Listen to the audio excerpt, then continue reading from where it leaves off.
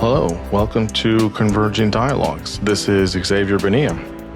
In this episode, I am very happy to bring the conversation I had with Aziz Rana. Aziz is professor of law at Boston College Law School, where his main interests are in American constitutional law and political development.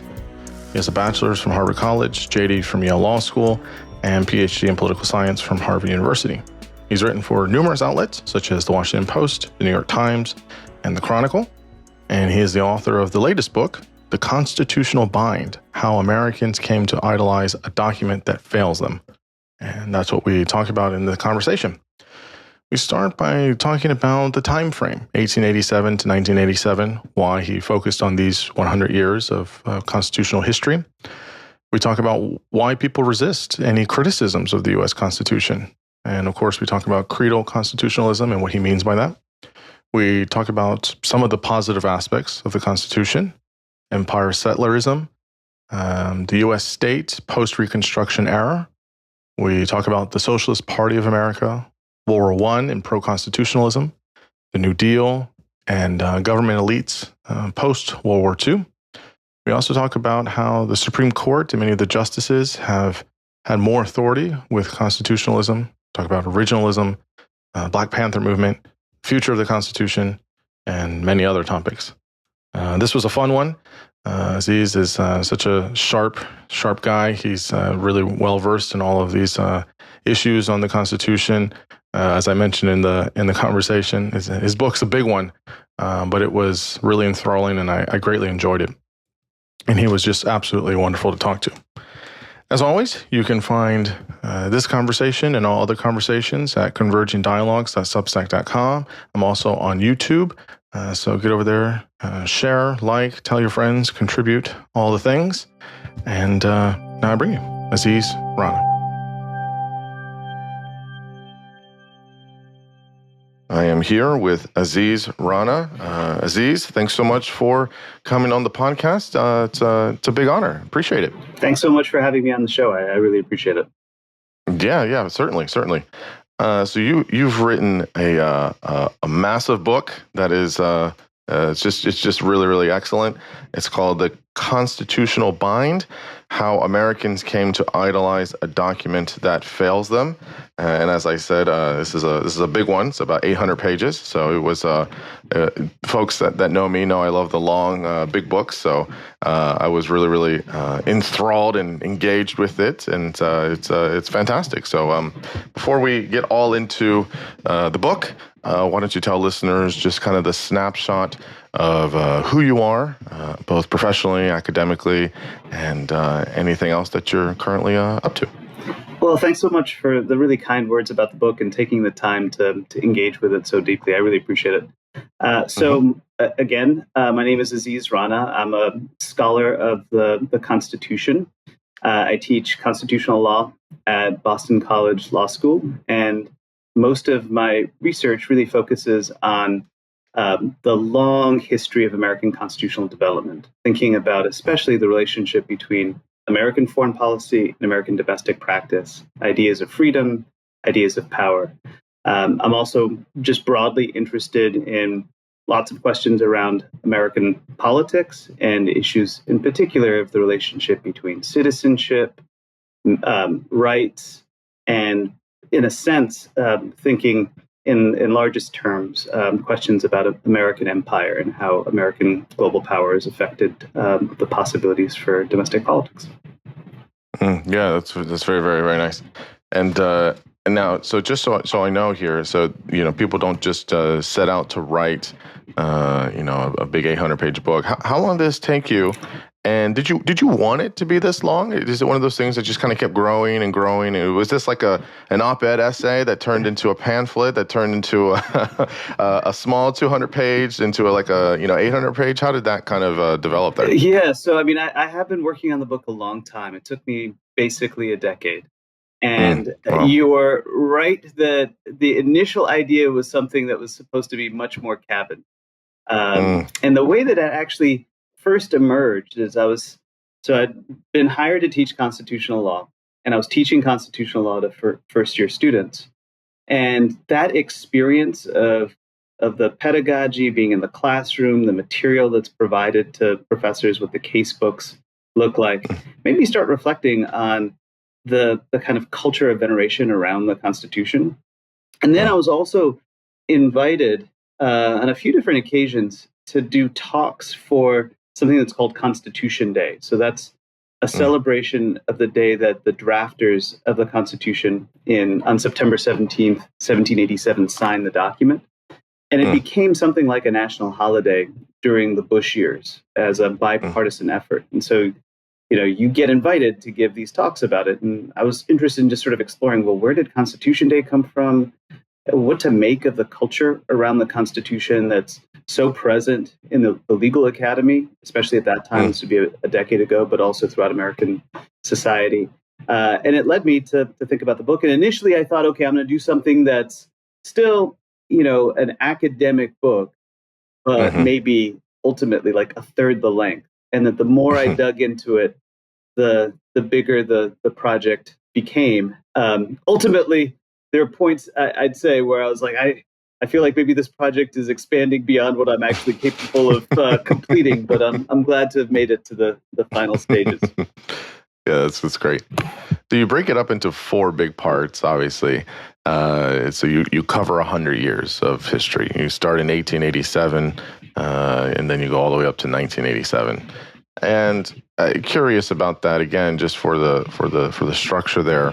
Why these 100 years? I mean, obviously, there's this is essentially the 20th century, so kind of like a little bit before, and then you don't cover kind of more recent history in the 90s and into the 21st century. But yeah, why these 100 years did you decide to focus on kind of constitutional history and the things that went on? Yeah, so for me to sort of make sense of why the particular periodization, I think it's useful to just say what I viewed as the question or the puzzle that I kept on sort of confronting in my teaching and in thinking about this project and even in giving these Constitution Day events.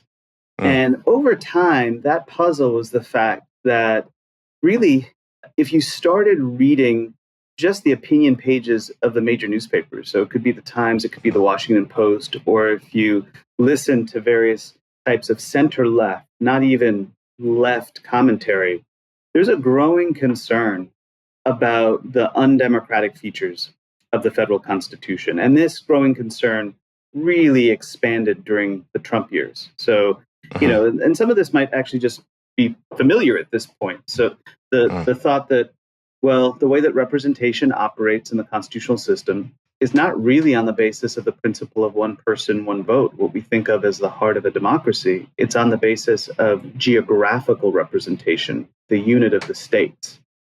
And that means that from gerrymandering in the House of Representatives to the malapportionment of the Senate and the ways in which, Wyoming and California basically count the same, to the Electoral College and how that shapes who's the presidency, and then through the Electoral College and the Senate, who's on the Supreme Court, so that 6 of the last 7 presidential elections have the popular votes been won by the Democratic candidate, yet on the Supreme Court's 6 of the 9 justices on the court are Republican appointees. Actually, I think it's 7 of the last 8 presidential elections, so it's even more than 6 of 7. So all of this is now part, I think, of the kind of drinking water in the conversation about the structural flaws of the Constitution.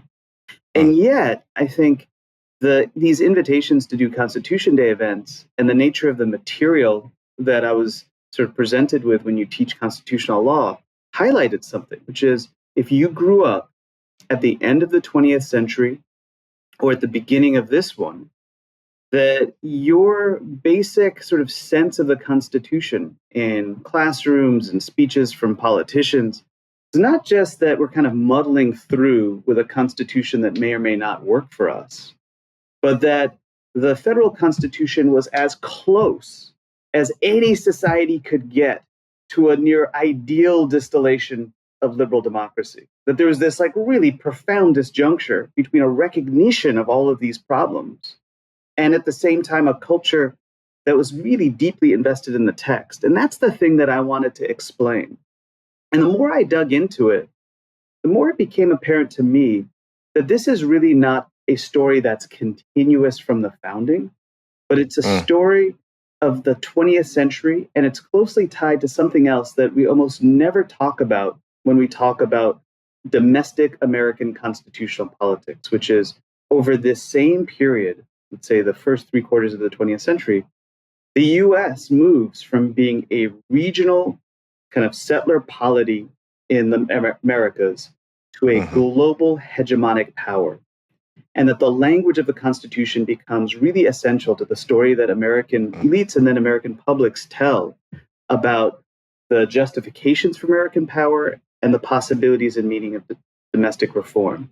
And so the periodization for me is a really significant periodization because the book starts by highlighting how in the latter part of the 19th century, and I even do this a little bit with some of the difficulties around efforts to celebrate the Constitution in 1887. The latter part of the 19th century, the early part of the 20th century, is a period of fairly intense conflict and disagreement about whether or not the constitutional system works for most Americans. There's a great deal of labor and reformist argument about the need to pursue fundamental democratic changes to the system in a way that's perhaps familiar to our conversations today. And that it's that period from 1887 to 1987 where you see not only a profound shift in the conversation, but a consolidation around a very specific way of thinking about national identity and constitutional meaning. This is what in the book I call the creedal constitution. And just as a final point, one of the implications then of the argument is that most accounts of constitutional history start at the founding, and they retrace the world and vision of the framers of the Constitution, Hamilton, Madison, and that they oftentimes also then participate in a kind of deification of those framers, that there's a kind of framers worship. And this book is very much a break, both with that framers worship, but also with that way of narrating the story. It's the argument in a way is that the system that we have, the constitutional system and the culture around it is a 20th century development. And precisely because of that, it doesn't make a lot of sense to return to the 18th century to then account for the particular institutions of state and economy that we see as dominant and the particular way that Americans have ended up generating for talking about themselves and their national project, both at home and abroad. Yeah, that's a very essential point there, which we'll come back to, I'm sure, over and over. But there's this 20th century almost development that we kind of see it as now. We can get into a little bit about how you describe creedal constitutionalism, which is kind of sets the tone, and you mentioned it there. You can expand on that in a minute. But we have two things here. So I'll start here on this. So I love my country. I love kind of our the standard history we're taught. I got nothing against the founding fathers necessarily, just kind of as a general statement. But I don't understand, and I'm sure you'll talk about this later in the conversation. But why today do many groups, and I think it goes across parties or affiliations too. This might be proving your point. So, there's this kind of, pornography we have with the Constitution, right? We worship the Constitution. We see it as like a fifth gospel. It's the 11th commandment. It's all of these things. And why do you think we have this? You can't say anything about it. You can't touch it. People are, in some ways obsessed over the Constitution. It's this, holy document, this holy scriptures. And look, the Constitution's great. In a lot of ways, it's great. In a lot of ways, it's a flawed human document that, a bunch of 30-year-olds in the 18th century wrote when they were trying to create, a new place. Why? So many other countries around the world don't do this. So many other countries around the world have new constitutions. They revise it all the time. They make it more modern. And I get the U.S. wants to be different in a lot of ways, but why do you think we have this constitutional worship that's just so, I don't know, it's if you say anything about it, if you mention anything, you're un-American, you're unpatriotic, all these nonsensical things. Why do you think that's still a kind of prevalent theme in many circles or for many Americans, that we can't touch it? It's holy scriptures, it's the Bible, it's the Quran, it's whatever. Why do people treat it that way and we worship it that way, or some people do worship it that way? And to say anything otherwise is to be un-American. Well, why do you think we're at this place? Yeah. So I think the first thing to note is what you just suggested about how most countries treat their constitutions, which I think is just kind of useful for kind of Americans to hear as a counterpoint, which is that most places don't have this relationship with the text. That constitutions are structures of decision making. They house various kinds of rights, as well as just a broader system of government. And they might work well, they might not work particularly well. And if they're not working well, then folks end up writing new constitutions. There have been over 200 countries that have existed in the modern period. Collectively, they've written about 900 constitutions. Constitutions typically last something like 20 years. It's very rare to think of a constitutional text as at the heart of national identity. You can think of a country like France that has a revolutionary tradition like the US does, a republican tradition like the US does, but it's had many different republics. It's operating now under a constitution from 1958. People in France don't think of national identity as pegged to that particular text.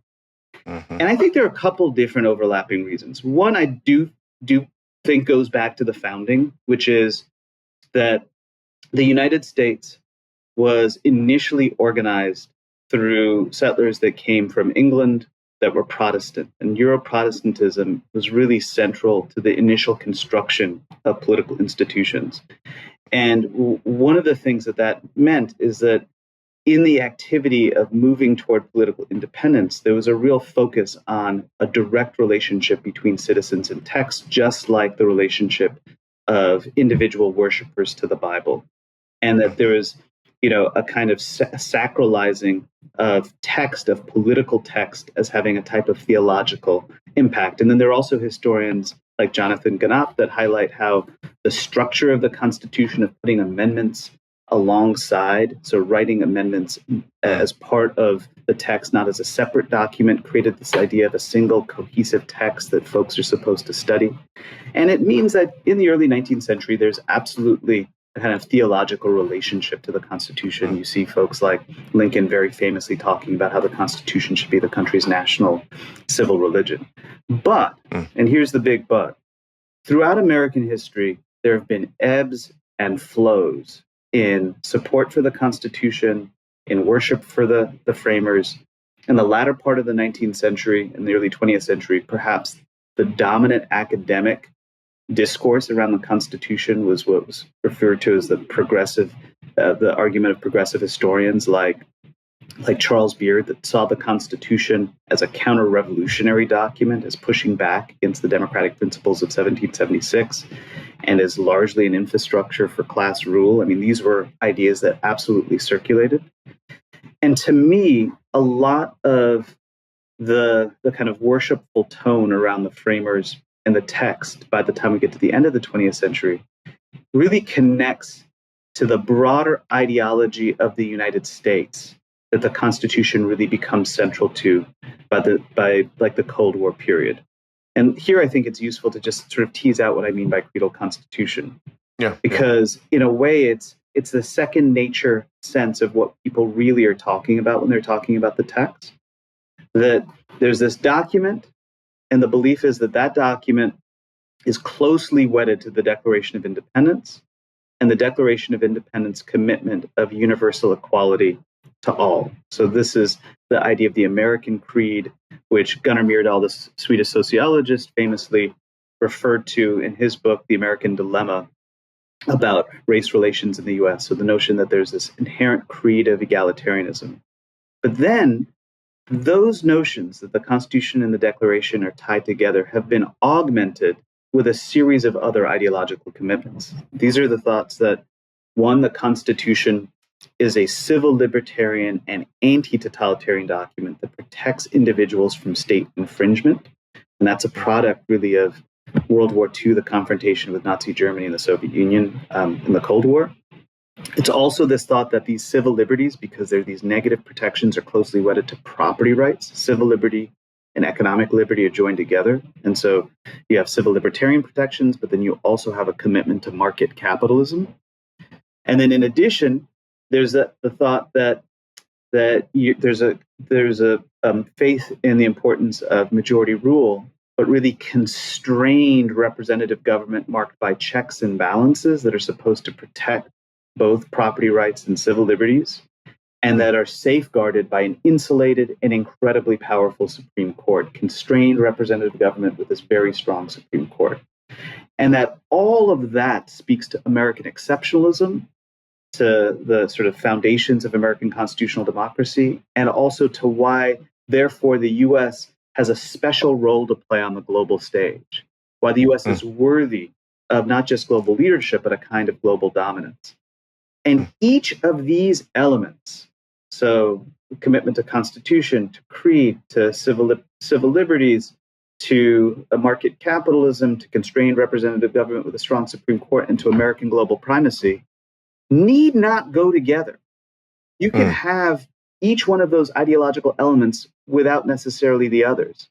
But really, by the mid-20th century, they get fused into a cohesive way of thinking and talking about the American project that you can see as linking somebody like Barack Obama to John McCain or George Bush, where all effectively are deeply invested in creed and constitution.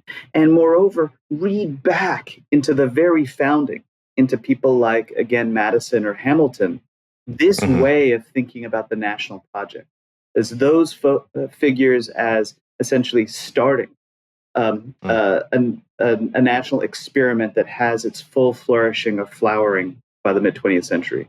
And I think that sense of a kind of shared national ideology that's so deeply embedded in American politics is why, by the time you get to our recent conversations, it can be so hard to think of the country without its Constitution, because the Constitution isn't just a governing text that may or may not be working, but it feels like it is the essential unifying pillar of an entire way of conceiving of American nationalism and American social cohesion effectively. Yeah, you really drive this part home during World War II and into the Cold War in the 20th century, where it does really become part of the national identity, part of, military dominance and victory and all these things. And again, that's not to say it wasn't there before, but it really kind of gets driven home there. So we'll get to some of that, hopefully.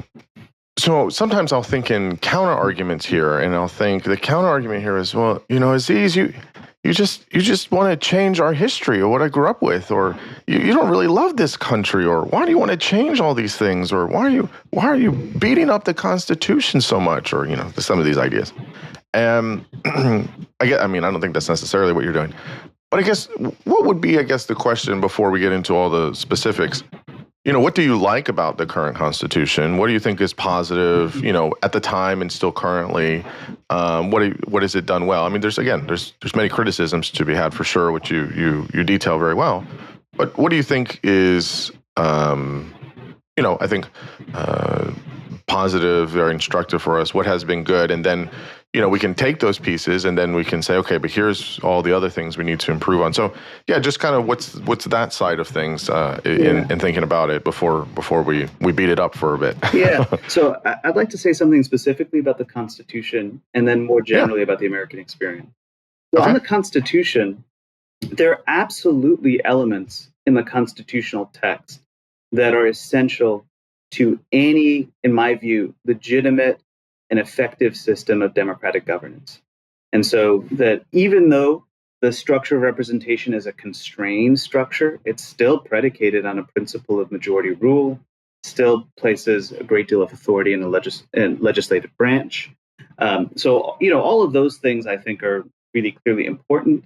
There's a whole range of rights provisions that I think are essential, from free speech protections that preserve the importance of dissent to protections of religious worship, to universal guarantees for due process, to equal protection guarantees in the 14th Amendment and the great achievements, really, of Reconstruction, the Reconstruction era amendments of the 13th, 14th, and 15th Amendments. So and then of course, like voting rights protections that are established through things like the 19th Amendment that provides women the right to vote. I mean, so there's a lot of language here that is good and that is essential, in my view, to any system that you might want to have. The problem is that it's encased in a set of governing structures that make it very difficult to actually fulfill those principles, and that have incentivized, I think, some of the worst features of American politics. They incentivize defection from democratic decision-making, in particular, as we've seen over the last near decade, by the emergence of a Trumpist right, which can view even, something like multiracial democracy as effectively a type of existential threat to its power. So that to me is the problem. It's not that there's nothing worth defending. It's that to actually fulfill the things that you might like about the Constitution, you're probably going to need to have a fair amount of systematic change. More generally, my argument is not that we should have a wholly critical or negative take on the American experience, constitutional or otherwise. My first book was called The Two Faces of American Freedom. And what I was trying to do in that book was to highlight how American history has been this complex combination of a really rich internal account of economic independence and political self-government, what I call freedom as self-rule, but oftentimes framed and sustained through projects of the expropriating indigenous land and coercing unfree labor in particular, but not exclusively enslaved Black labor. And to me, what that tells us is that combination doesn't mean that we then just reject, all of the things about the country and its past. But it's that if we're really interested in American exceptionalism, then what American exceptionalism has to be is a project of actually making universal and broadly accessible equal and effective freedom. And that's basically the struggle today, which is how do you take the things that are absolutely worth defending and transform those into bedrock principles that are not sustained by various forms of subordination. And it also means that I personally feel deeply American, but the Americans that I look up to, that I see as a shared legacy that's sort of worth promoting in the present, are oftentimes the figures that haven't gotten their due. So they're not necessarily the presidents and the judges and the business leaders, but they're the folks on the margins that were struggling for that project of equal and effective freedom for all. And one of the things that this book is attempting to do, and one of the reasons why it ended up being so much longer than I initially anticipated, is I wanted to create an alternative archive of figures that are rarely thought of as constitutional actors and thinkers in their own right, but that I think in the present provide us far greater resources for confronting our problems than the usual folks, including the framers that get deified. And so this goes, all the way from, folks like Frederick Douglass and Martin Luther King and W.E. Du Bois that might be more familiar, to people that are less familiar, like Crystal Eastman's a tremendous feminist activist from the early part of the 20th century, or Eugene Debs or Vito Marcantonio, or more recent figures like James Boggs and Beulah Sanders, or indigenous activists like Laura Cornelius Kellogg and Hank Adams. And I could go on and on and on. But we have a repository of tremendous activists and thinkers in the American experience that we can turn to as part of a shared history without just engaging, in my view, a kind of empty jingoism around text and essentially a belligerent nationalism. Yeah. I think it's important to have a robust account of many of the things of our history, and many historians are doing this. And I think it's important because, we get the standard story, in high school and whatever, in primary school, whatever, and we we don't ever fill in the gaps, right? And there's so many other stories there, and so the essentials are fine, but that's not the whole story. And I feel that's what really it is when people get a new version or they get an alternative or they get, it's not replacing that story; it's filling in the gaps, and you get a more holistic story, which I think is super important. So, okay, so you start out in the late 19th century, talking about this kind of settler empire framework. So you just a kind of precursor to that, you do kind of mention this. We have the Civil War, we have Reconstruction after that, and that there was these kind of what you mentioned, these creedal values in the Reconstruction era. Reconstruction was not met with open arms by everybody. Obviously, you talk about the work of Douglass. Even he was committed to the Constitution, even though he was critical of the document. So, coming out of the Civil War, coming out of Reconstruction, we get to the kind of Gilded Age, if you will. What's that settler empire framework? You're talking about this kind of Eurocentric kind of brand. What was going on there about how people were, post-Civil War, post-Reconstruction, thinking about this relationship with the Constitution and this kind of settler empire?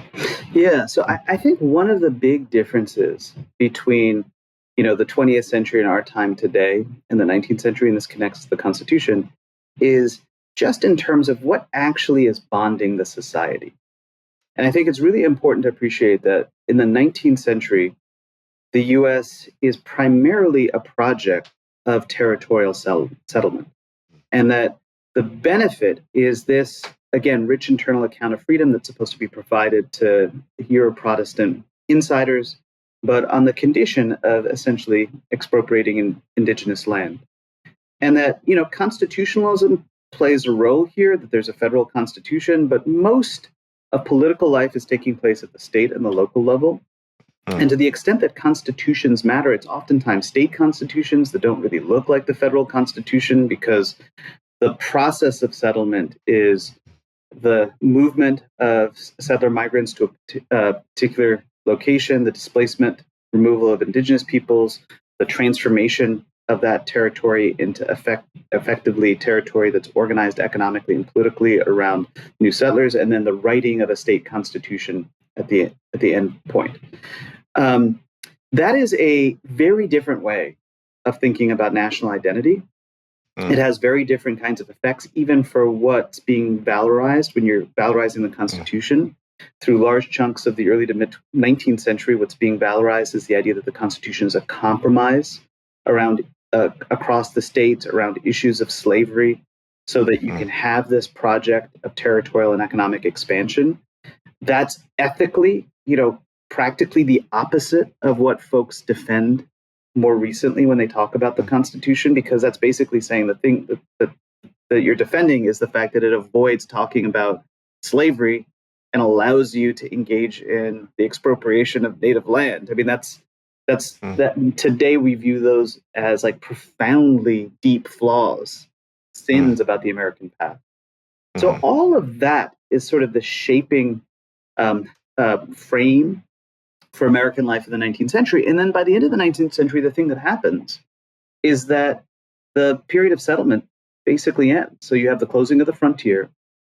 You have the ways in which the Civil War and the post-Civil War period have really like fractured North and South, created intense conflicts around the question of race, raised issues about the extent to which Black people are going to be properly and fully incorporated into American life. You have large-scale migration, now not just from Northern and Western Europe, but from Southern and Eastern Europe, including large numbers of Jewish migrants, Italians. And so there's all of these questions about the extent to which these new Southern European migrants are properly part of the same ethno-racial community.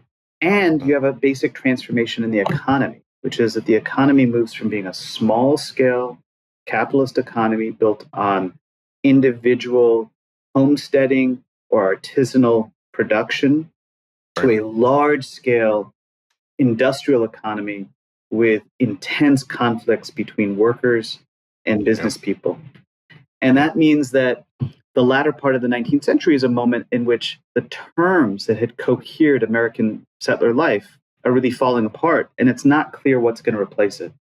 And so I say in the book that from the perspective, in a way, of 1900, it would have been more conceivable for somebody that was a worker or a middle-class reformer in the cities to imagine the country 100 years hence that's still effectively a white republic, but has a new constitution, than to imagine what ends up happening, which is the country becomes a multiracial society, but it's organized around this text and it's framed through global power. I mean, that's a kind of remarkable transformation that means that in many ways, again, the America that we're familiar with is really not the America of the 19th century. It's something that happens during that first 2/3 of the 20th.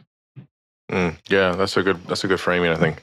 It's like a lot of things. We're so reactive. We don't change things probably proactively like we should. So we're trying to make something still fit, and we're holding it together in some ways with, duct tape and, whatever glue. And it's like, well, we just need to re-update, we just need to revise this. And, it's a very nice way of saying it. So when we get to the early 20th century, you mentioned Charles Beard. Some people might not be familiar with him. Some people might. His framework of Madison's theory of politics. And you talk about in the early 20th century is a more of a kind of a class-based narrative of the Constitution. So could you talk about? I mean, you're kind of pushing us there, anyways. Talk about Beard. Talk about his framework, how he's viewing Madison, and how people were looking at the Constitution more in this kind of class-based narrative in the early 20th century. There's a whole range of both academics and reformers, and the reformers end up kind of circling around the Progressive Party and the Progressive movement, but then also the Socialist Party of America, which was a really significant electoral force in the first 3 decades of the 20th century. And what these academics, as well as these social movements, the thing that they're highlighting is that there's limitations in the capacity of ordinary people to have their needs met by the existing system of government. So, you might press for new labor laws that protect workers in New York, so that there's a famous case called Lochner, where the baking industry, for instance, was this really intense kind of sweating factory where you have these large factory spaces with fires and ovens where there's extensive injuries. People would die at work. And so in the state of New York, there's a law that's passed that provides limitations on the number of hours that folks can work in this industry. And so you get those laws passed, sometimes near unanimously, and then it goes to the courts, and the federal courts strike them down as unconstitutional. Or you try to have national policy, but it's really tough to get national policy through, given how fractured the electoral system is and the checks and balances that exist, given the nature of both the House and the Senate. The Senate at this time, before 1913, isn't even directly elected. So all of this leads folks to say, well, what's going on here? I thought we had a democracy based on the principle of popular sovereignty, that it's the public that gets to decide politics. But instead, it seems like it's judges that have been appointed by presidents, judges that are oftentimes previously been corporate lawyers for railroad companies and others, that are making these decisions. And even when it's not the judges, the political system doesn't seem particularly effective. And indeed, there's the growing thought that, well, especially before the direct election of the Senate, only 1/2 of one branch is really organized around the principle of one person, one vote. That's the House of Representatives, not the Senate, not the presidency, and not the federal courts. And that promotes an entire kind of flourishing of arguments about why is it that even though the society seems to be grounded in principles of democracy, its political institutions are not. And it promotes this sort of emergent narrative of the Constitution that says, well, actually, the federal Constitution was a counter-revolutionary document. It was a document meant to constrain the kind of untapped little d democratic energy that had been released among, Euro-American settlers, farmers, and poor white folks in 1776. And that produces an entire cottage industry of books about the framing of the Constitution that, in a sense, are quote unquote originalists, because they're going back to Madison and Hamilton, but they're reading Madison and Hamilton as primarily driven by their own class position and as most suspicious of the ways in which majorities can infringe on property rights. The rights they care about are property rights. The type of minorities they're primarily interested in are the minority of folks that have socioeconomic power and wealth, and that they've constructed a system that makes it very, very difficult for large majorities to infringe on the wealth of the few. And then that promotes a very different way of theorizing what a constitutional system should be. And so both progressives and socialists during this period are calling for a new theory of design, a system of government that has far more expansive socioeconomic rights, that moves towards something that looks like parliamentary government with multi-member districts and constraints on the presidency, and even abolishing the Supreme Court, abolishing the Senate, and then reforms to the Supreme Court, and that also want a simplified amendment process, so it's much easier to change the Constitution over time. And by the way, I should say, that's what state constitutions looked like then and now. And it's actually what most constitutions that have been written over the last half century around the world tend to look like. The US's federal model is really an outlier, and that's one of the things that they were already making arguments about at that period. Yeah. You start to see that. The thing that sticks out for me here is that you have the world is changing, right? If you're in 30 years going from homesteading to having big factories and the industrial era, and you're less from an agrarian society only, well, yeah, you're going to want to have better labor laws, and you got more people coming in, and we're building cities and towns, and so things that starts to impact how we look at things politically as well. And that makes sense to want to have a lot of these proposed changes. So you give a lot of time to the Socialist Party of America, which, as you say, in the early 20th century was a pretty big force. And they had some pretty big ideas on how to change the Constitution. You go over these 4 reforms: extending voting rights, checking presidential judicial power, improving popular representation, and enhancing accessibility of amendment process. Maybe just land here for a little bit about, I know people are going to get, some people might get, a little bit queasy talking about the Socialist Party or whatever of America, but just on what their reforms were, what their proposals were, what they were looking to do. Talk about what they were up to, what they were trying to do tangibly. You talked about Debs a little bit, who was a candidate at one point for president. So talk about what they were proposing and kind of that impact. Yeah, so we both already in a way talked a bit about the specific reforms, but I think it's useful maybe to zoom out a little bit. So one of the reasons why I spent a fair amount of time with the party is that the Socialist Party of America and the labor activists and the folks that ended up kind of circling around it, that was probably the place in American life where you had the most kind of sustained focus on an argument that the Constitution itself should be fundamentally changed and replaced with a different kind of constitutional system. And so I think it's useful to think a bit about why they're making that claim and what their vision was. The big point that they had was that the tendency, and we can see this in a way with the deification today of the federal Constitution, the tendency had been to think of a constitution as a type of fundamental law. So it's like this fundamental law that stands above ordinary law, that it constrains whatever legislative branches do, that it's supervised by men, and I say men advisedly, like men in robes, so that there's like a small list of people that basically make decisions about what counts as constitutional. And their view was that this way of thinking about a constitution was deeply undemocratic and was unlikely to actually fulfill the basic objectives that most people had, both their material objectives in terms of access to goods like health, housing, non-exploitative job, and also rights, the kind of classic rights that we associate with a constitution, including rights of dissent.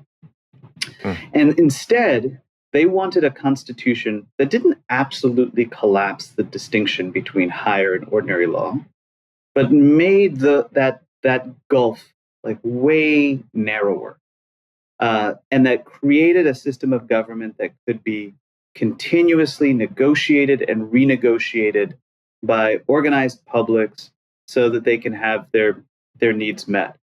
And so they imagined constitutional change going hand in hand. They called it it's like their political demands, going hand in hand with a range of economic demands like collective bargaining and an 8-hour day, and shifts to the economy that would together push the country towards something that was both democratic in the workplace and democratic in political life, and also would provide enough space for intermediate institutions. So not like just the individual and powerful businesses and states and a government apparatus, but unions and churches and civic associations that could house political organizing and produce something like a government behind the government that checks and constrains socioeconomic power.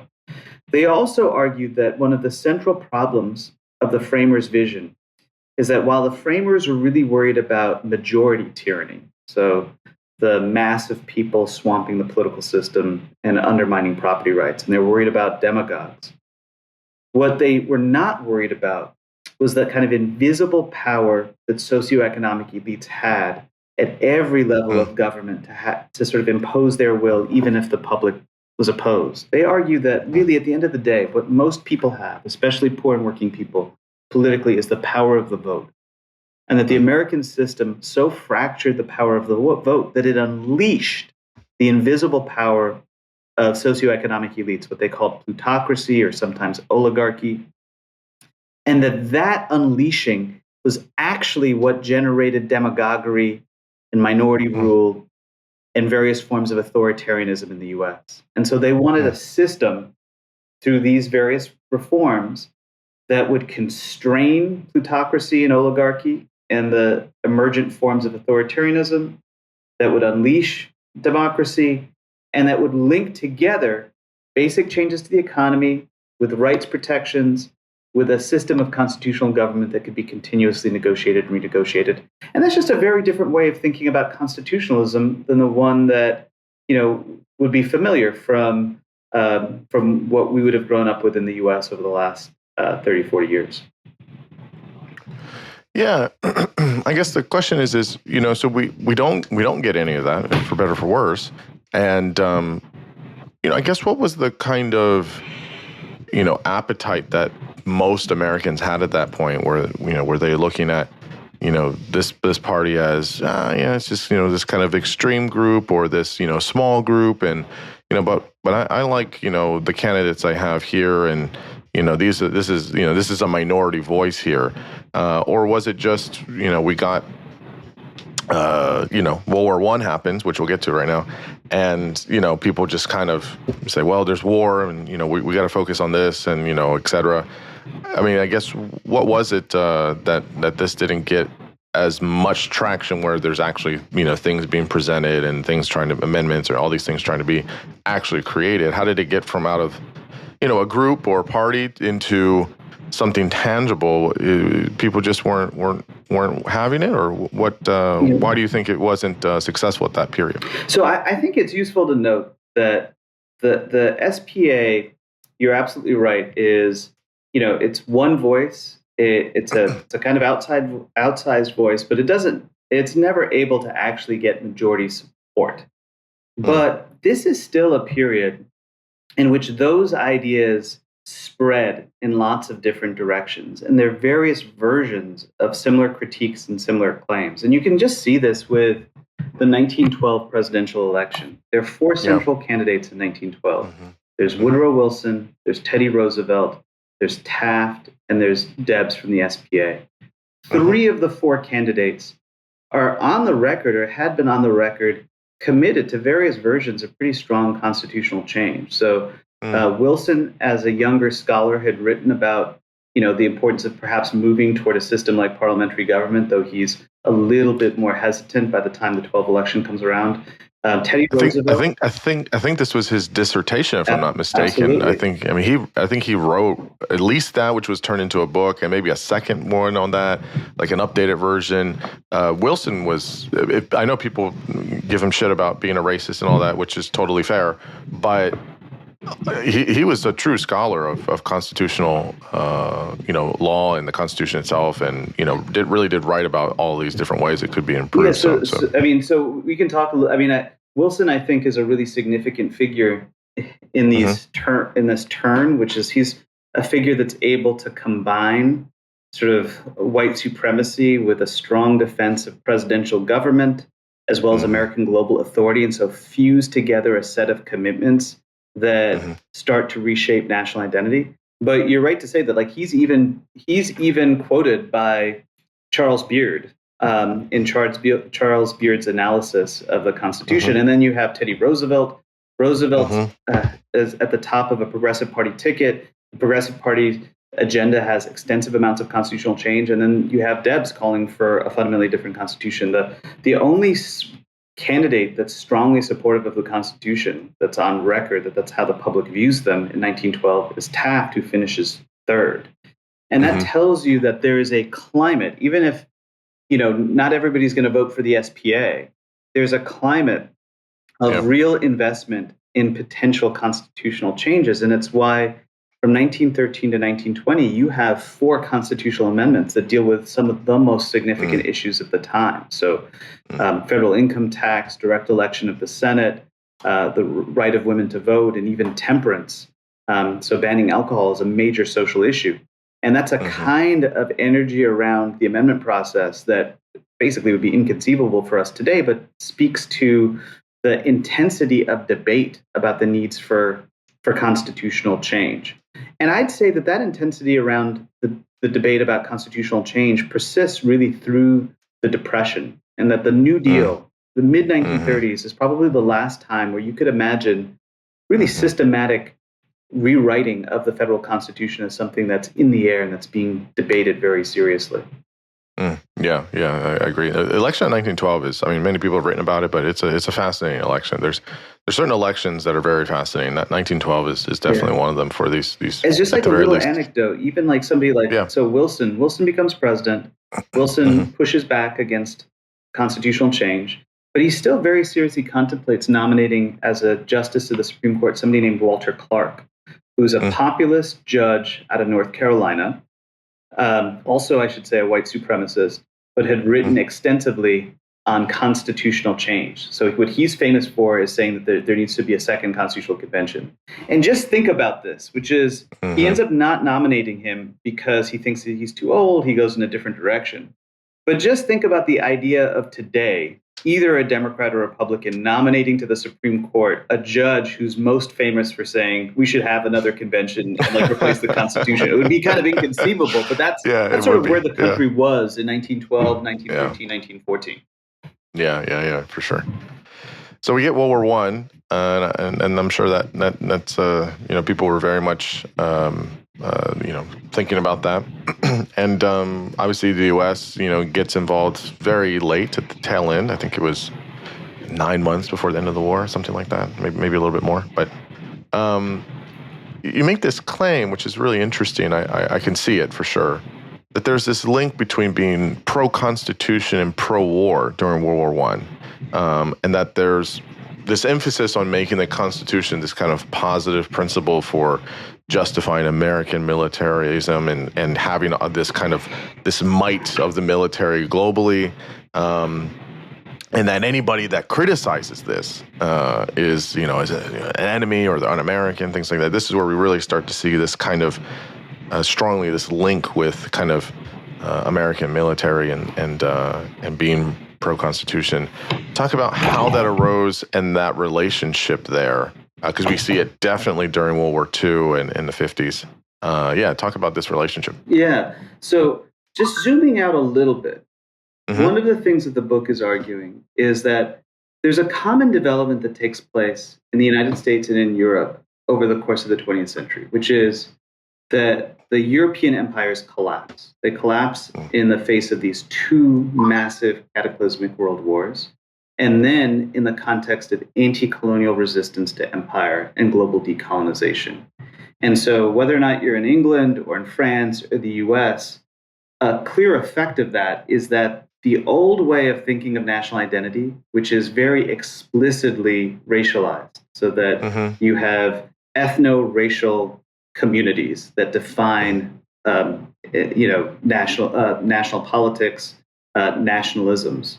They end up shifting towards something like what scholars call civic or liberal nationalism that's meant to be inclusive. And so this is a story in England, this is a story in France, this is a story in the United States as well.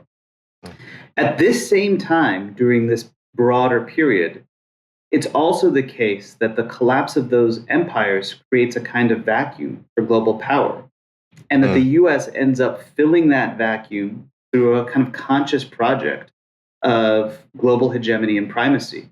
But its global hegemony is taking place not against the backdrop of the old European empires, but against the backdrop of a decolonizing world in which those empires have collapsed. And that puts pressure on Americans to think about, like, well, what is it that's going to be the basis for justifying American authority?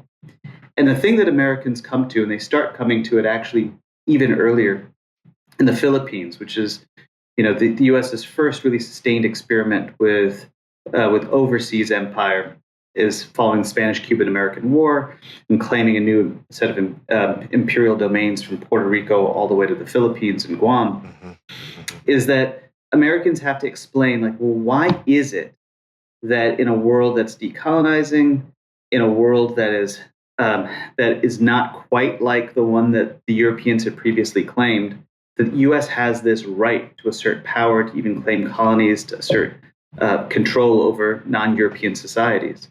And the thing that they turn to is actually that set of anti-slavery arguments that had linked the Constitution to the Declaration of Independence, that's associated with Frederick Douglass or Lincoln, that views the Constitution as an egalitarian product, and that sees American power as different from European power because, according to officials, Americans are not interested in extraction, exploitation. They're interested in promoting constitutionalism.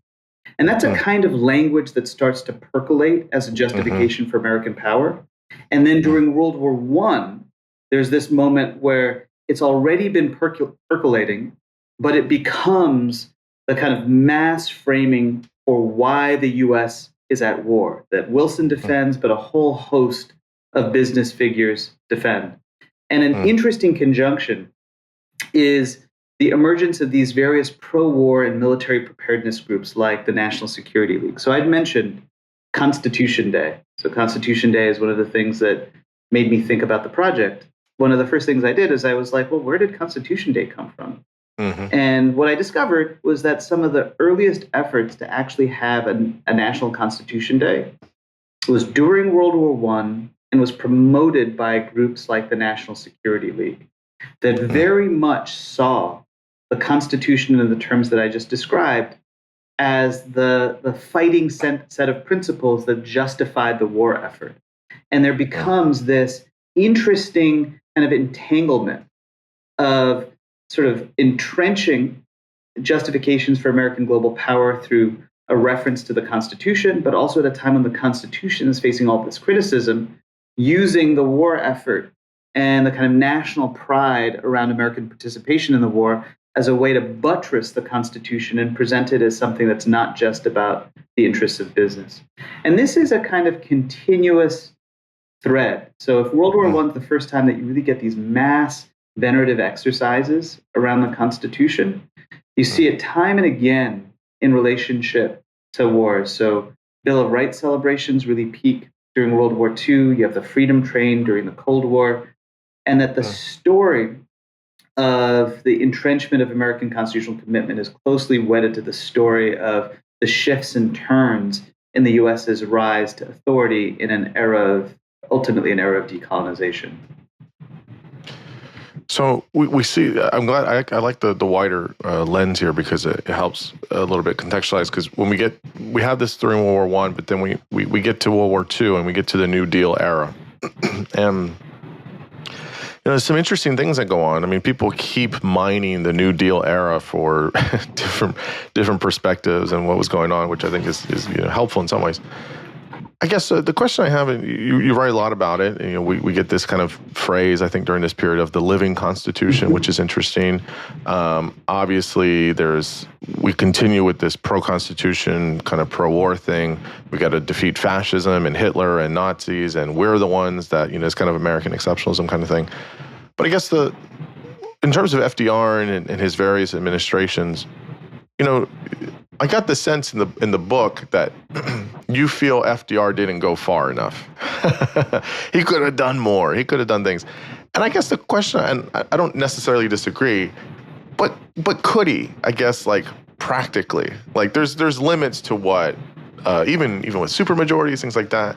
Maybe FDR temperamentally or temperamentally, or kind of his politics was different or whatever. But he wasn't a socialist. But what do you think was good that he did in terms of the Constitution and things he wanted to do? Obviously, there's a lot of work that was done in this period on labor, which I think was important, and with unions. But what do you think was appropriate that he did, and what do you think he didn't go far enough on with reframing or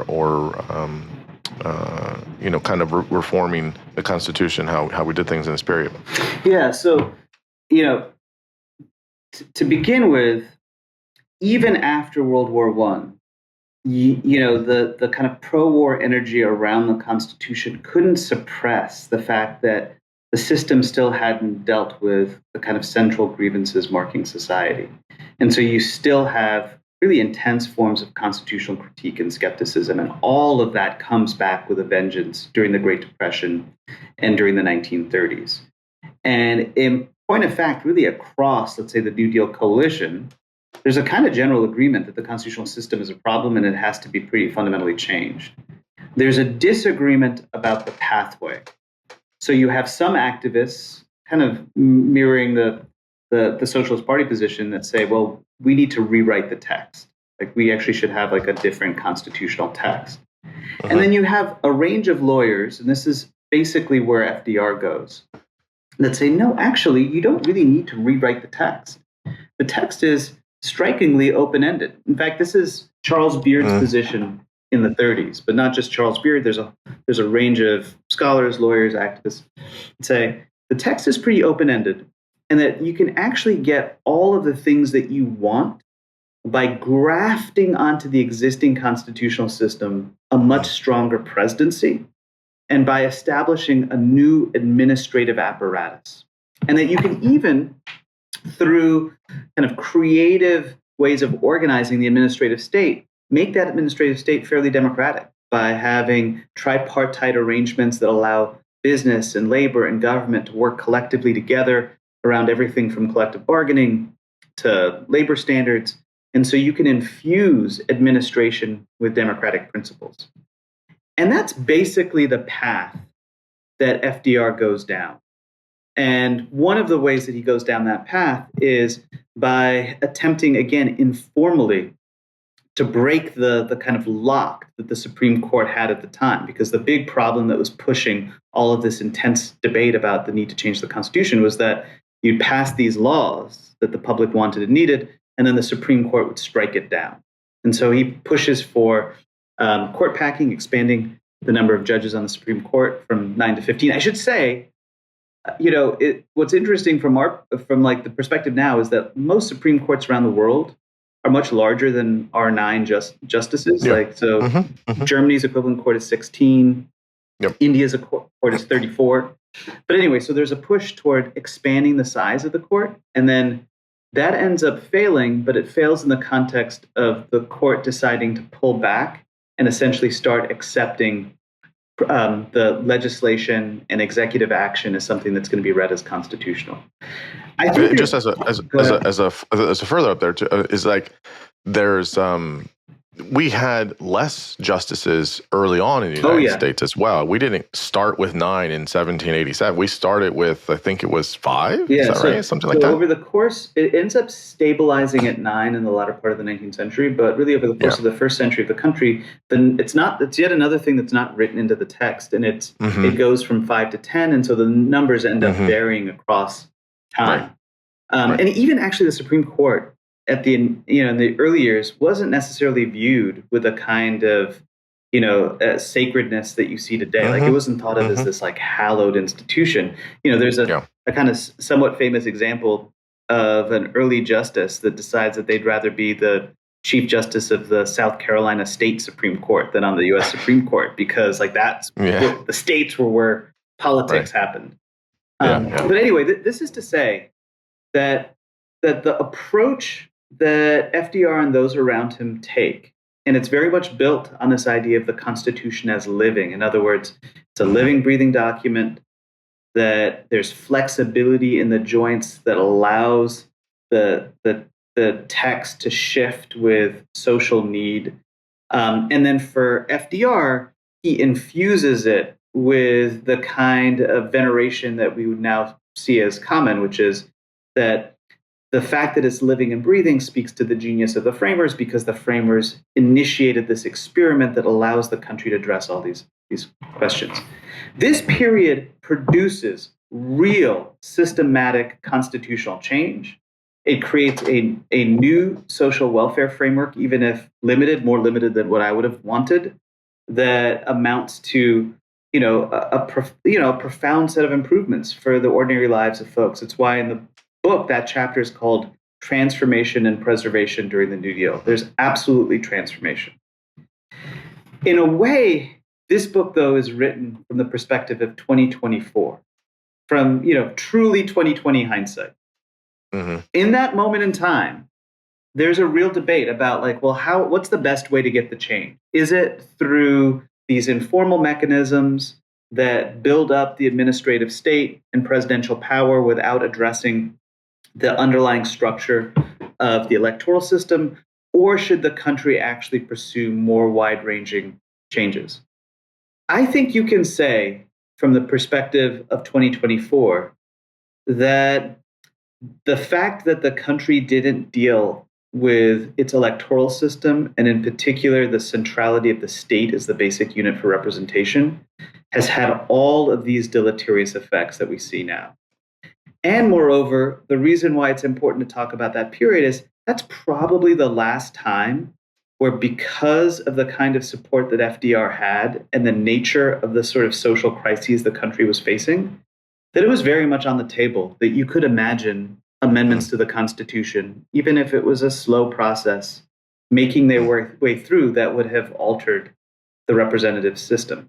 And for somebody like Du Bois, so Du Bois writes 2 amazing books on constitutional politics during this period, Black Reconstruction in 1935, and then Color and Democracy in 1945. And what Du Bois says is that there is this national taboo, he calls it the national taboo, of talking about the states. And it promotes a kind of constitutional fetish where you can't address the fact that the electoral system keeps on putting in place Jim Crow politicians in the South and figures, because of how unrepresentative the electoral system is, that are deeply opposed to the types of changes that the country needs. And FDR recognizes this. He runs against the kind of Jim Crow Democrats in 1938. He realizes that those politicians are keeping the kinds of policies he wants from being implemented. But he's incredibly wary to talk explicitly about race, to link race to the problems of authoritarianism, to see this as an infrastructure of white authoritarianism that's being sustained by the existing electoral system. And what ends up happening is he's also wary of just broadly opening up the constitutional system to change that he as president can't supervise and control. And what that means over time is that the failure to reform the bench ultimately, but especially to deal with the nature of American representation, the structure of the Senate, the Electoral College, the role of the states in shaping who ends up sitting even in the House, it means that a lot of it's not just that the New Deal can't go as far as folks may have wanted, but even many of the achievements, like creating a more democratic infrastructure in the administrative state, those tripartite arrangements get rolled back. And that what ends up persisting in a way is just this very strong president. So over time, you get a kind of unleashed presidential power as a way of providing a shortcut around the problems of representation. Because if you can't get stuff through the legislature, you build up the presidency. And that presidency becomes very adept at exercising violence abroad, like a national security president. But it's not an effective way of dealing with mass social problems. And that's really what we're struggling with now. So this is to say, I'm open to the argument, you can make this point at different moments in time, that there were good strategic reasons why it was the pragmatic choice to pursue informal rather than formal change, to adapt an administrative state around the existing electoral system or whatever else. But those choices still end up having effects that now we have to kind of reckon with in our own present. It's very interesting how we always have these moments, and obviously World War II and Depression was, there was many things going on, and we always make choices, right? Or the administration makes choices about what to do. I can think about during 2009 and 10, the Obama administration, they had to make choices about what they were going to do, where they spend their political capital, and many people after the fact have said, well, why didn't we do this? We had an unheard of supermajority. Why didn't we do this? Why didn't we do this? And I think sometimes, there can be moderate temperance. It could be, some kind of trepidation. And sometimes just like there's so many things, like we don't want to try and tackle something that we might feel not be attainable. I mean, getting a compromise on a healthcare bill was seen as a success, but we got no public option and all these other things. So I wonder, kind of to your point, is sometimes our system slows us down from doing things. So there's a lot to be said there. Post World War II, you talk about how governing elites kind of rally around this creedal constitutional framework. And there's this interesting thing that you mentioned. So you can talk about that, but it was really interesting. I didn't know this, and it was strange in some ways to see this, I guess. But I guess you could see it kind of making sense at the time, that other countries around the world started sort of copying the U.S. Constitution post-World War II, and you give some really clear examples. So I didn't know this. It was really interesting. You give examples of Japan and Germany, and that almost this sort of constitutional worship goes global in some ways, right? Or at least there's a handful of big countries that are doing it. What do you think that is? Is that just the kind of amazing, meaning effective, not amazing, meaning that it's actually good, but just this like super effective propaganda of like, look, we won, the Allies won, and we were a big part of it, and some of our identity is promoting all of these things around the world. So maybe you take a look at this and you do some of this as you're trying to recreate your constitutions. How did people kind of just take that kind of globally, this kind of constitutional worship? It's very, very fascinating. Yeah, I mean, in a way, just like the story domestically, it's a combination of consent and real support from folks outside of the U.S. and coercion from the U.S. I mean, so what happens in the post-war period is that now all of those different elements of what I was describing as an augmented creedal constitution kind of fuse together, and they become the language of American power. And you see constitutionalism itself as something that is absolutely being promoted as central to the new post-World War II, international order. So The U.S. is at the forefront of establishing things like the United Nations, the Declaration of Human Rights that's connected to that, a set of multilateral institutions based on a principle of constitutional government that's supposed to provide a framework of collective prosperity and security. And then at the same time, the U.S. is also very interested in promoting constitutions at the state level for decolonizing societies as well as for its allies and also for the defeated Axis powers, based on the idea that this is what the US promotes abroad. It's the heart of American interests, but American interests are the world's interests. And I should say that, the reason why this is partially effective is because American officials are not behaving cynically. Like, it is the case that this system ends up benefiting Americans. The American dollar becomes hegemonic, dollar hegemony, that the US is able to create an economic structure through access to markets for its own business that brings in huge amounts of profits.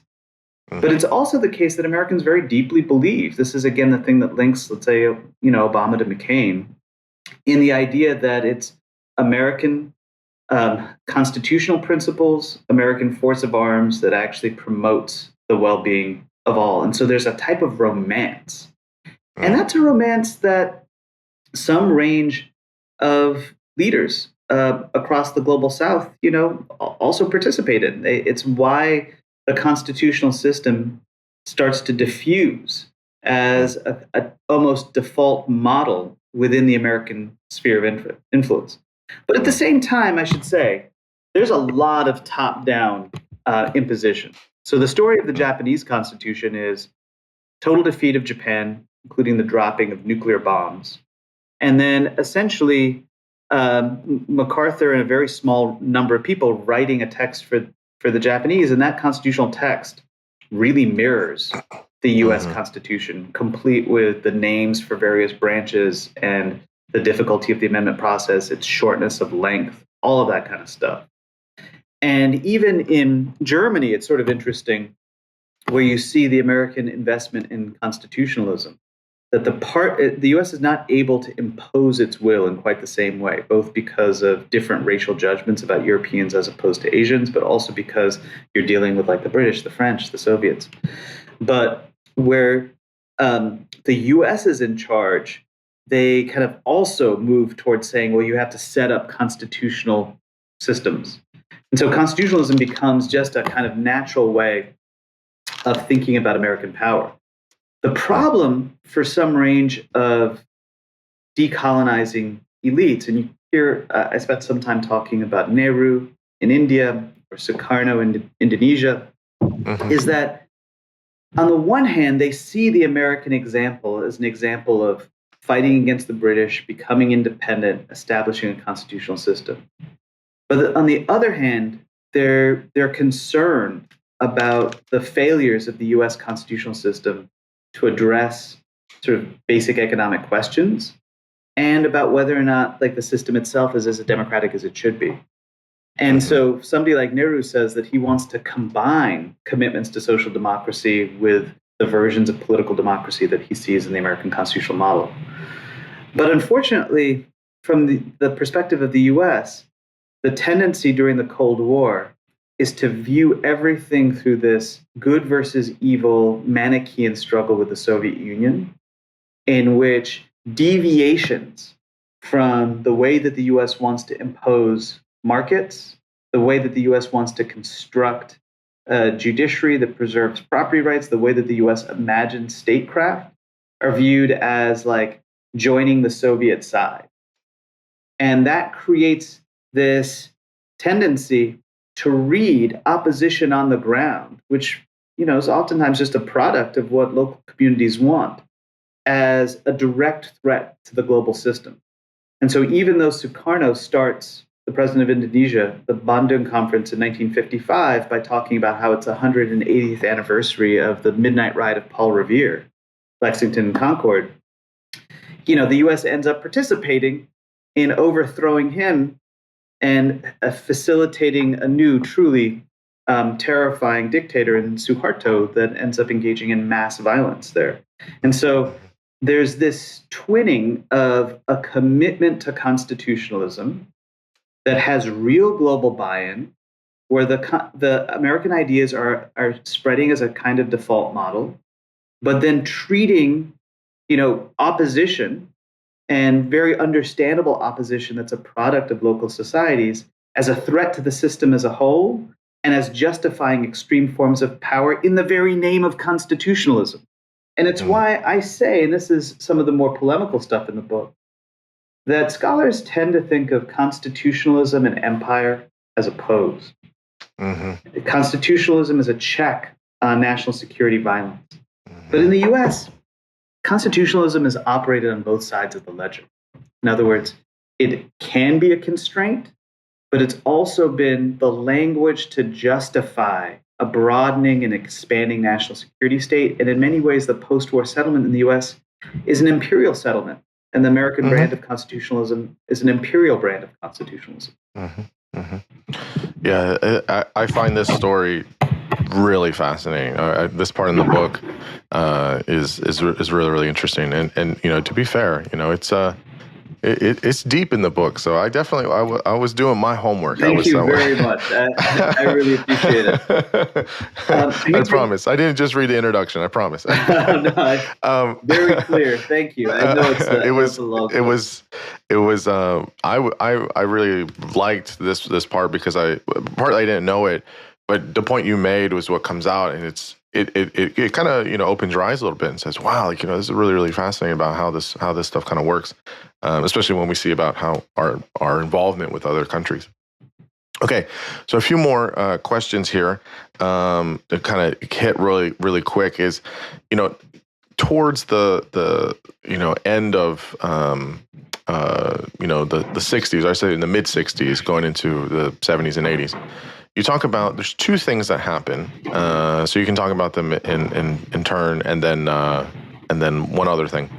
So you talk about this where we get unchecked majorities give this elevation to the Supreme Court, right, as the primary institution to kind of safeguard liberal constitutionalism, and that's really what we see today. I mean, still, kind of in I think all the worst ways, and we see this rise in the 70s and 80s to this originalist reading. Of course, people will think about Justice Scalia. He's kind of the big guy on that, but not just him. There's a lot of other people.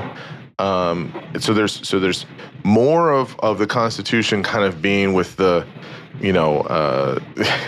these oracles in the Supreme Court, or however people view them, or whatever it is, right? Where there's these 9 people that we never see, and they're the ones holding together liberal constitutionalism. And you're getting these readings of like, well, we just got to, read what the text says and read what the words say. And it's like this weird hermeneutic that goes on and becomes very popular. Maybe you can tell us about that whole kind of story. I'll let you get to that, and then you can mention the Black Panther movement, because I thought that was also really fascinating as well. So yeah, tell us first about the elevation of the Supreme Court and then the originalist kind of movement. So I think that there are two really significant moments for constructing the culture that we have now around the Supreme Court: the 1950s and the 1970s. So the 50s, I think, are really useful in thinking about the way that today, when most people think of the Constitution, what they're really thinking about is the Supreme Court, and especially cases that take place on the bench. And this, I think it's just important to highlight, is a striking development. So in the first 3 decades, let's say 4 decades of the 20th century, constitutional debate is, yes, it's about judicial decision-making, court cases, that's important. But it's about this entire system. So when we're talking about somebody like Charles Beard is providing a theory of design that's looking at how all of the institutions fit together, the social forces that exist, outside the constitutional system, the class conflicts that might take place. And that's actually how a lot of academic study of the Constitution proceeded. It was in history departments and political science departments where people primarily studied and thought about the Constitution. In law schools, constitutional law was oftentimes not even a required class. It only starts to be a required class in the 20s and 30s, but alongside administrative law because of the kind of New Deal debates about the rise of government, essentially.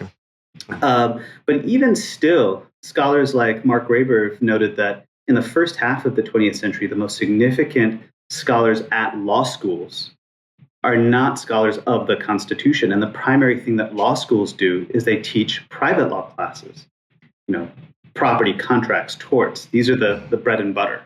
And they do it through a case method. In other words, you focus on particular cases, doctrinal cases, and you kind of inductively try to figure out the logic in the case. In the early part of the 20th century, all of that would have been a kind of strange way to study the Constitution, because it would be an incredibly narrow lens for this system as a whole.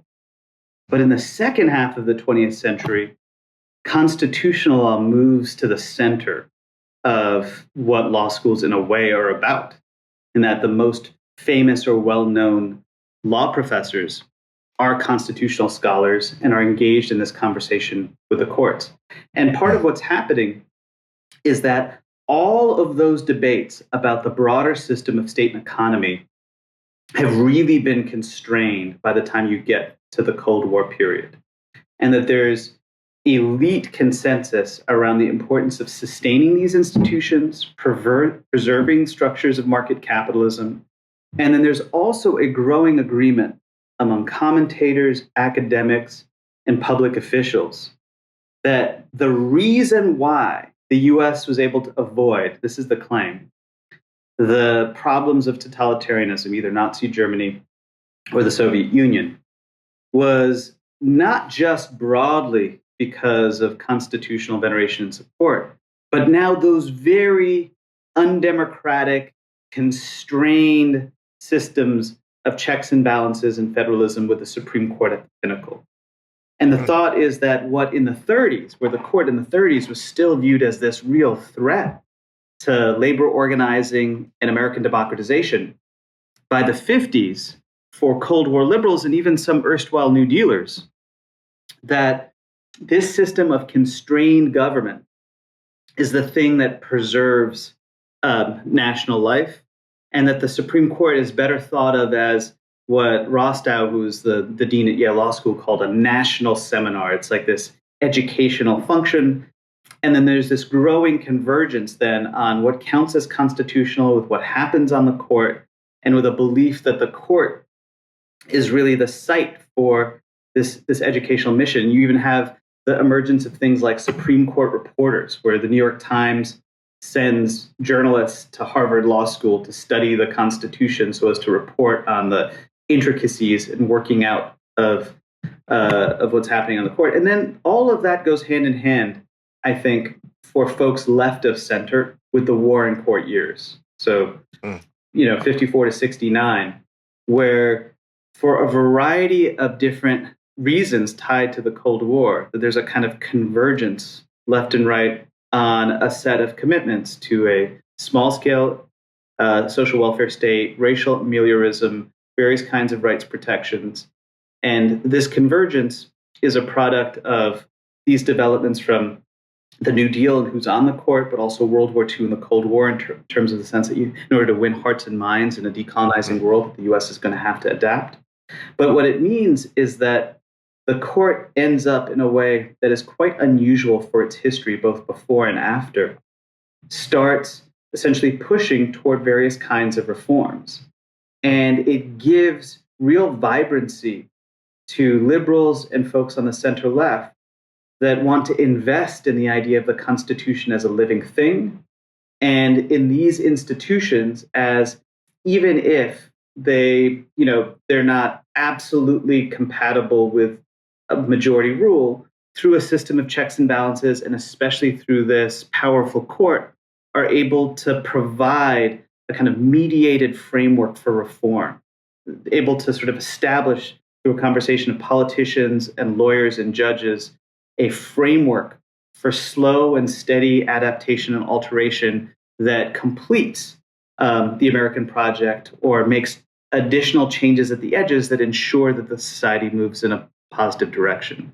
So all of that transforms the nature of the constitutional conversation. And then what happens in the 70s is that, for a whole host of reasons that we can get into, including some of the fallout of student activism, consequences of Vietnam, the end of Vietnam, changes to the economy, really pretty profound changes to the economy in the end, sort of the collapse of the manufacturing sector, the decline of real incomes, shifts in white working class identity, where growing conservatism of the white working class, and also just the cultural transformation of what it means to be part of the working class with the rise of suburbs, where folks are not thinking of themselves in class conscious terms in quite the same way, but really identified with oftentimes racially homogenous, sort of middle class suburban communities.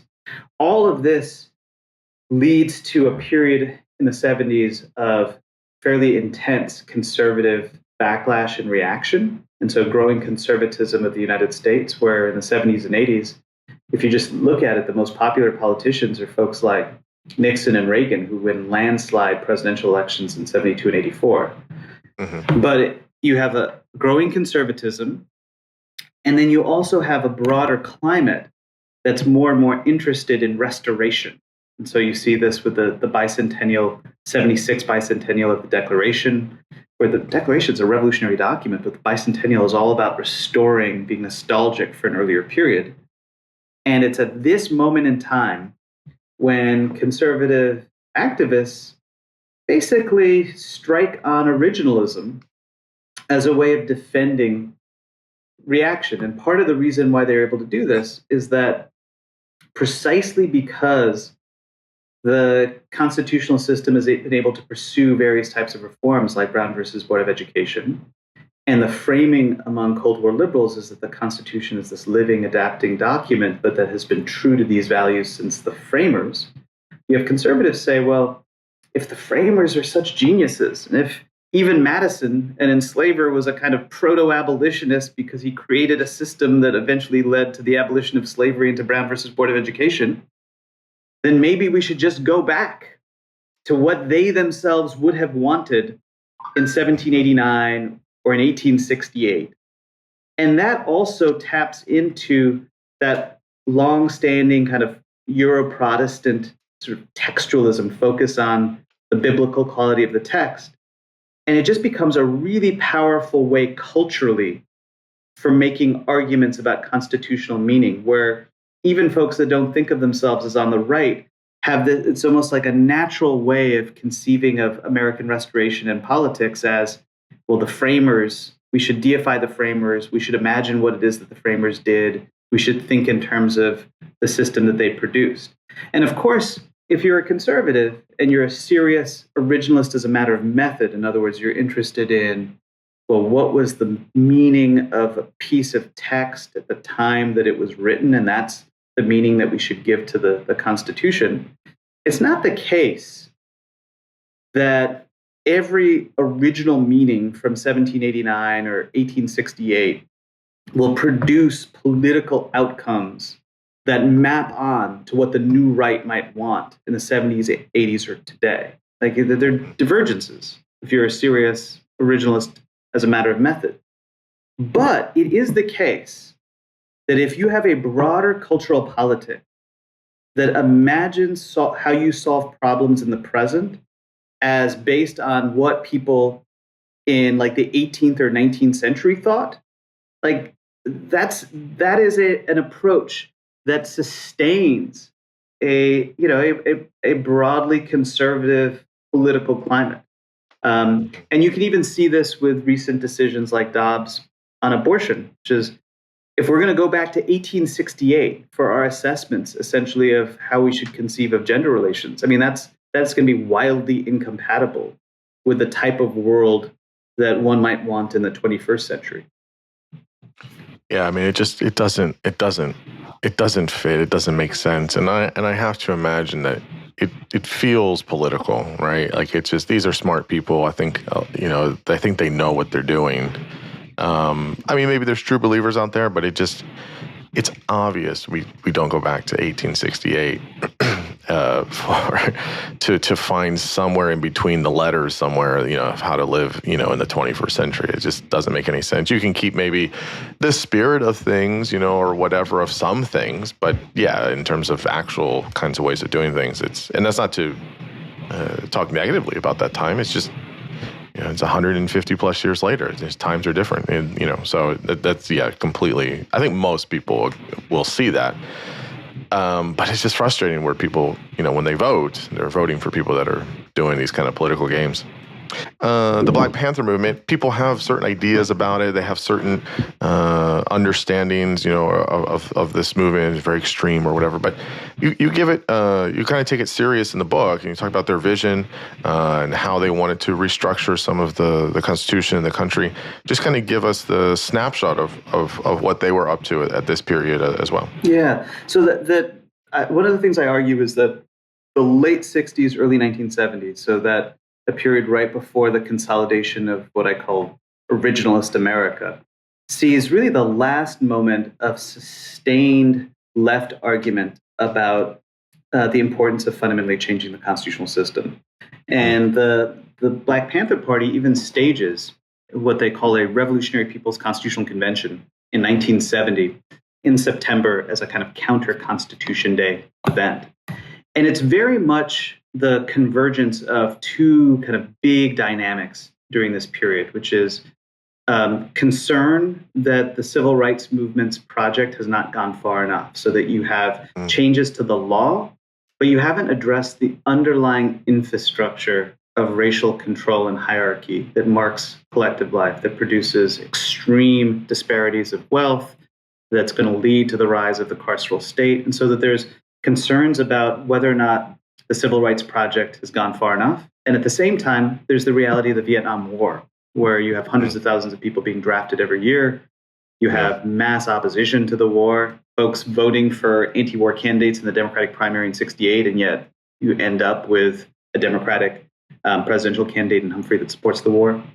And all of this converges, interestingly, around a new set of arguments that have their own long legs in the US, namely that in order to actually genuinely change the country, you're going to have something that is a decolonial project, one that has links to what's happening overseas, but is adapted to the particularities of American life and the forms of colonization that existed in the US.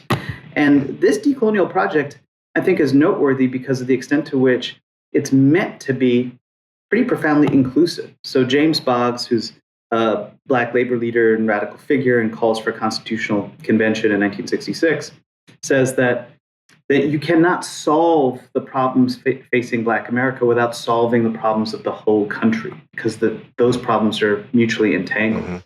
And so when the Panthers stage their convention, they present a set of potential policies that are really the policies of the left that sort of emerged across student movement, indigenous movements, feminist politics, and Black politics at the time, and include everything from land return to indigenous peoples, concurrent sovereignty, reparations, both for communities at home, but also for those that have been subject to American security violence, the provision of, as a universal and basic good, of health, housing, education, a non-exploitative job, a guaranteed income, demobilization of the carceral state, basic transformations to the nature of the security state, decriminalizing the border, extensive reproductive rights. I mean, so that there's childcare as a universal provision. I mean, so there's an entire panoply of policies. And these policies, again, are primarily oriented to be effective for everyone. And the thing that happens is that even though the Panthers and the groups around them have a kind of moment of cultural salience, that they're running up against this broader kind of conservative shift that's taking place in the country that really ends up becoming even more intense when Vietnam, the U.S. is no longer at war in Vietnam, and so some of the left-wing energy around the anti-war movement dissipates. And those ideas essentially have no kind of political pathway to success. And they also have no political pathway to success at a time in which it seems increasingly difficult to think about the types of changes to the democratic system that folks from the SPA to people during the New Deal era were pressing. And so you only have the reforms that are being discussed during this period are these reforms around what amounts to a kind of policy agenda without thinking about the democratic alterations to the structures of state that folks even like Du Bois were conceiving of.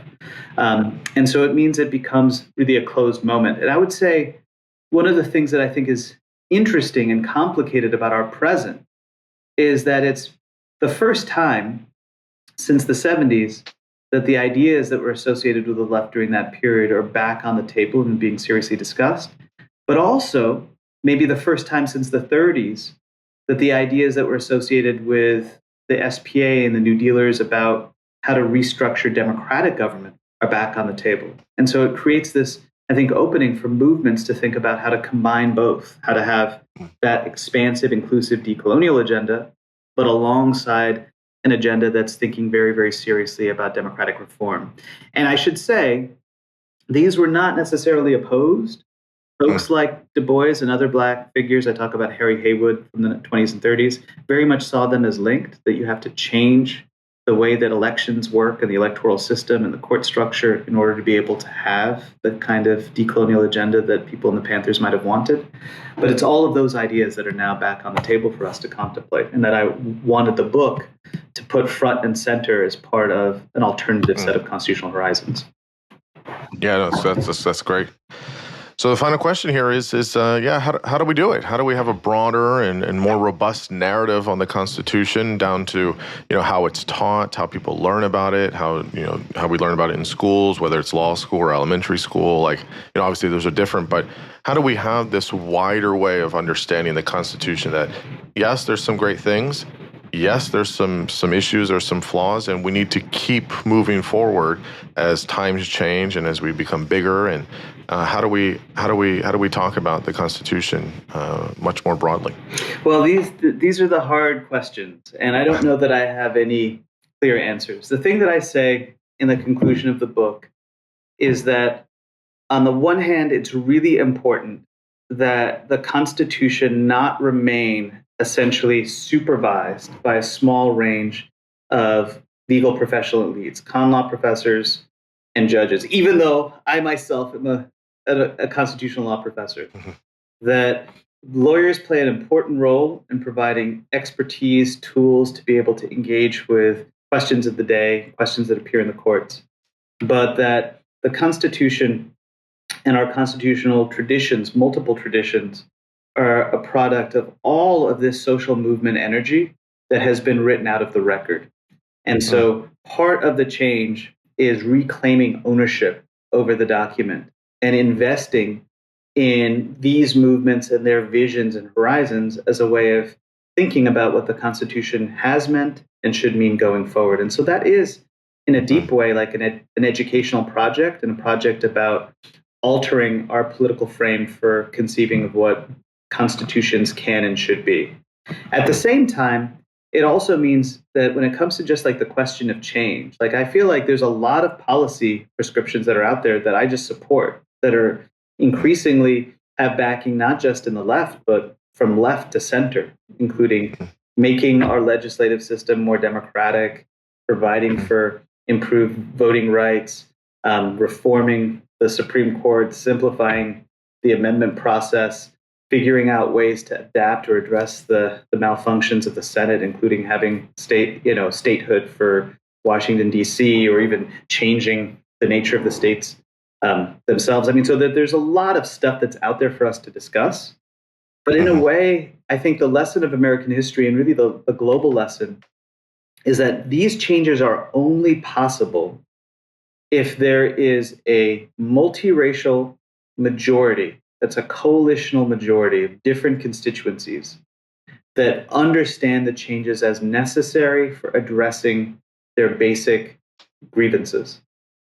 And that actually means that in some ways, some of the first stuff that needs to be done, if we're thinking medium and long term about constitutional change, is just strengthening the institutions that have historically housed movements. I mean, so for instance, I talk in the book's conclusion about the importance of unions, not because I think class is the most important category or that labor is the most important topic, but unions have been one of the central institutions that have housed these broad-ranging debates about race, about economy, and about the constitutional system, and that the stronger those institutions are, the more power that people have to be able to have these broader questions. Now, of course, the struggle of the moment is that the country is, facing an election in just 6 months. And it feels like there are these multiple time horizons. There's a time horizon that's an immediate time horizon that's quite scary. And then there's this longer time horizon of how to actually produce the type of constitutional change that I'm calling for. And that requires being strategic and sort of sophisticated about how to think politically in the present while having a horizon that's that educational horizon, political horizon for pretty profound changes, and a policy agenda that's about altering the landscape of our institutions so that we can pursue reforms that are genuinely revolutionary in the sense of making it harder for the existing status quo and the problems of the present to reproduce themselves, and making it easier for the world to be organized, in the US in particular, to be organized on the principle of equal and effective freedom for all. Yeah, that's very well said. I mean, I definitely agree. You have to be strategic about short-term and long-term. And, I think it's, I wish people put more energy into conversing about these issues instead of, whatever's the hot thing for 24 hours, and then we move on to the next hot thing for 100. I wish we could stay focused as a society on really important things like this. So you're doing all of that, which is great. Your book's great. Aziz, thanks so much for coming on the podcast. I thoroughly enjoyed it. It was really, really wonderful to get into all the details of some of these big sections you have in the book. And I really, really, really appreciate your time and all of your knowledge. Thanks so much for having me on the show. It was great to be here.